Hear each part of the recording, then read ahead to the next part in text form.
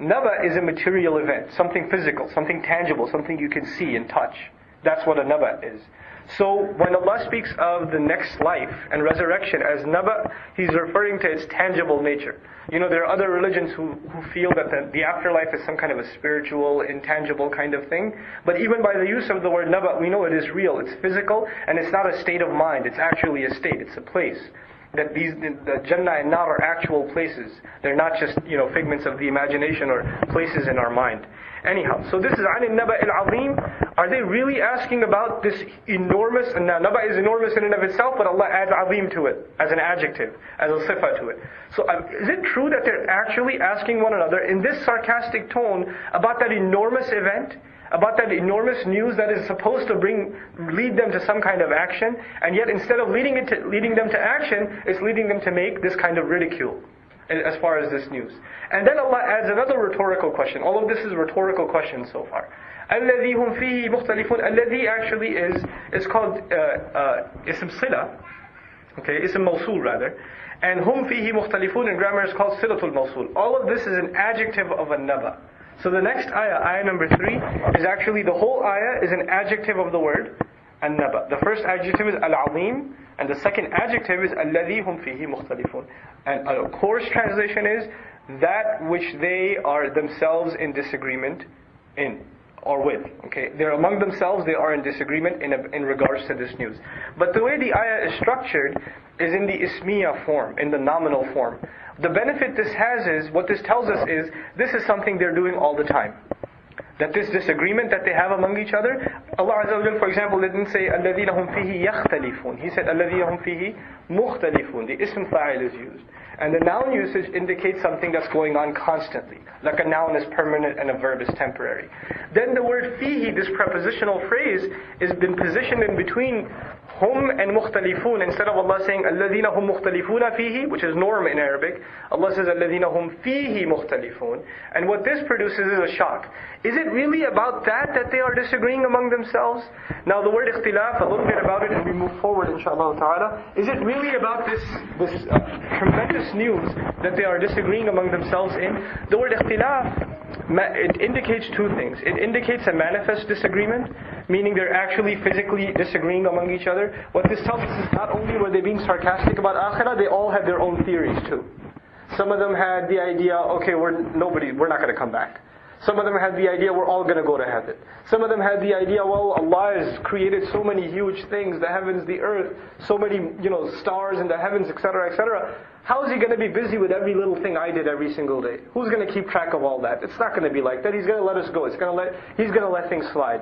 Some of them had the idea, but no, we believe that, ma'adallah, that Allah has daughters that are the angels. They're going to take care of us. They'll put in a good word for us, so even though we've messed up, we'll be alright. We're not going to be in this kind of trouble that he's talking about. Yeah, he'll be mad at some people who didn't have the intermediaries, the people to put in a good word for him. This idea even exists today in life.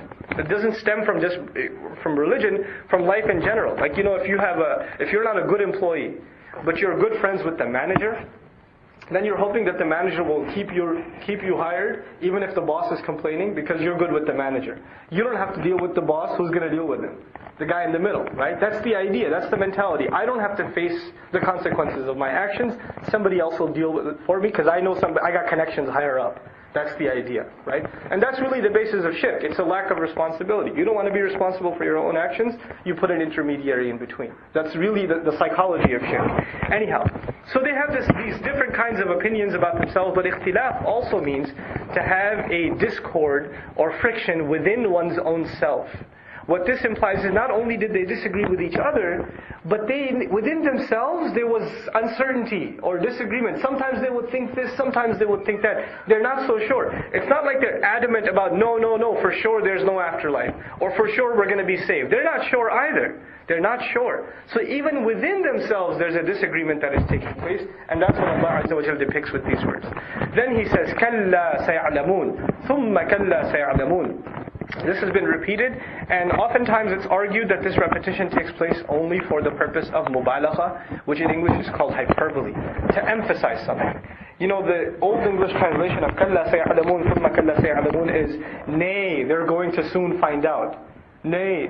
Then again, nay, they will soon find out. This is how it's commonly translated. Let's first explore the word kalla and then we'll talk about the repetition. Kalla, according to Sibawayh and some other grammarians, mostly from Basra, they believe that this has to do with the word rada' or stop. Meaning whatever you're talking about, stop. You're going to find out very soon. So you put it in that context, right? They're running their mouth and all of a sudden Allah says stop. You're going to find out very soon. So that's one opinion on what kalla means. Another opinion, which is stronger actually from the language point of view, depends on where kalla is used. If you say kalla and you pause and then you say saya'lamun, it means something. But if you say kalla saya'lamun together, then it means something else. Now if you say kalla and you pause and then you say saya'lamun, like these grammarians argue in these ayat, it is jaiz, it is allowed that you stop at kalla and then you say saya'lamun. To produce that meaning, stop. Stop your nonsense. Stop this ridiculous argument. All of you be quiet. Nonsense. And then you're soon about to find out. Saya'lamun. Or they're about to find out rather. But on the other hand, if you continue and you don't stop, which is what the text of the ayah is, there's no waqf. Generally on ijma', there's no waqf in the ayah, then the meaning of kalla is associated with haqqan. Truly you're going to find out. Like in English usage, we say something like, oh no man, I'm going to be in real trouble. What does that mean? It doesn't mean, oh no man, it means really I'm going to be in trouble. But you're using no in a way to emphasize or to hyperbolize your statement. Okay? No, for real. So you use the word no, but you don't really mean no. You mean actually, really, certainly. That's how it's used in classical Arabic also. So here, kalla say'alamun, the reality is, soon they're going to find out. Thumma kalla say'alamun, no, again, the reality is very soon they're going to find out. The sa is short for sofa, and it implies that whatever's coming is very close. And Allah makes sure that we understand that it's close by the scene here, and at the end of this surah, inna anzarnakum adaban qariba. We're warning you of a punishment that is close. So closeness here with the scene and closeness at the end with the word qarib itself manifest. Now, let's talk now about the repetition of the word saya'lamun or the ayat. Kalla saya'lamun, thumma kalla saya'lamun. One argument once again is that this is takrar lil mubalagha. This is repetition to hyperbolize, so to illustrate Allah's anger with them, that they're going to find out, Now this is the way we speak also. I'm going to get you, man. I'm going to get you, man. You say it twice when you're really angry. Okay? Or if you're really in a tense situation, you don't just say wait. You say wait. Right? You say it twice. So the idea in language generally, and also in classical Arabic, when you repeat something twice, it illustrates anger, or tension, or friction, or something like that. So that's one opinion. The other opinion, which actually a lot of the Mufassirun have taken, and seems more appropriate here, is consistent with the arguments in the rest of Qur'an. As far as the Qur'an's warnings are concerned, the warnings are of two events. Two things. One is resurrection, the Day of Judgment, all the events surrounding resurrection. And the second is the hellfire, one leading to the other. But the two predominant warnings are resurrection and qiyamah, and then an-nar. So there's a lot of description in the Qur'an of resurrection day, and there's a lot of description for hellfire. So it is believed that the first one, you're really going to find out, that first one is referring to qiyamah, and the second one is referring to hellfire. So first you're going to realize how wrong you were and how obnoxious you were in the way you were talking about the akhirah. The first time you will truly realize this, when you face qiyamah. And the second time, when you face the hellfire. These are the two places where you really get to know. Right? So this is again the tafsir of why there is repetition between these two things. The final comment on this kalla say'alamun and thumma kalla say'alamun also. There's an axiom, man mata faqad qamat qiyamatuhu. Whoever dies, well, his qiyamah has already started. Whoever dies, his qiyamah has already begun. For him, he doesn't have to wait until all the signs of the hour are done and the generations have passed and the sun rises from the west, etc., etc. He doesn't have to wait for all that. His case is done. He's already seen what's coming. Like example, Ali radiallahu anhu used to say, "An-nasu niyam." The people are sleeping. The people are sleeping, and when they die, this is when they wake up. Right? So in that sense, yes, immediately when a person dies, they'll really find out the consequences of the words they were uttering. Now, this, by the way, was the first passage of this surah. عَمَّا يَتَسَاءَلُونَ عَنِ النَّبَإِ الْعَظِيمِ الَّذِي هُمْ فِيهِ مُخْتَلِفُونَ كَلَّا سَيَعْلَمُونَ ثُمَّ كَلَّا سَيَعْلَمُونَ. Before we go on to understand one thing about the style of the Qur'an, one of the elements of Quranic studies is as-Saj'a al-Qur'ani, which is Quranic rhyme scheme. Right? You have عَمَّا يَتَسَاءَلُونَ. عن النبأ العظيم. This kind of breaks the rhyme scheme a little bit. الذي هم فيه مختلفون كلا سيعلمون ثم كلا سيعلمون. Everything seemed to rhyme except one ayah, which was عن النبأ العظيم. And if you study the grammar of the ayah, you'll find that that ayah connected to the next ayah is actually one sentence. عن النبأ العظيم الذي هم فيه مختلفون is one text. And to illustrate that that text isn't complete in and of itself, even phonetically it breaks. It breaks. Al-Azim is a break from, it's a departure from the rest of the continuation of the text. So now, one of the remarkable features of the Quran in many, many, many cases is that the rhyme scheme actually tells you where a paragraph ends or begins. Now notice, عَمَّا يَتَسَاءَلُونَ عن النبأ العظيم الذي هم فيه مختلفون كلا سيعلمون ثم كلا سيعلمون. Now look at the next few ayat. Just listen to them. ألم نجعل الأرض مهادا والجبال أوتادا وخلقناكم أزواجا وجعلنا نومكم سباتا. You notice a new rhyme scheme? Right? And you will notice as we study the subject matter, it is a different subject altogether. It is connected to this, but it's a different matter, and it will be tied back together again. Now, again, because we're trying to study and appreciate the surah in how it's a cohesive whole and a cohesive argument, you need to understand this iltifat, this transition to another subject, which seems almost unrelated. For example, أَلَمْ نَجْعَلِ الْأَرْضَ مِهَادًا, easy translation, did we not turn the earth, did we not make the earth into a plain, a smooth plain for you? Mihad actually comes, another word related with mihad is al-mahd. Al-mahd is the cradle, or even the womb of the mother. Okay? Or the cradle in which the child is comfortable. Allah says, didn't we make the earth a place where you may be comfortable?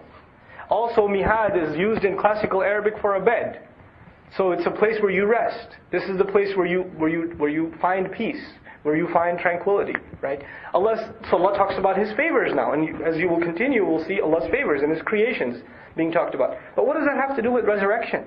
What does that have to do with their criticism?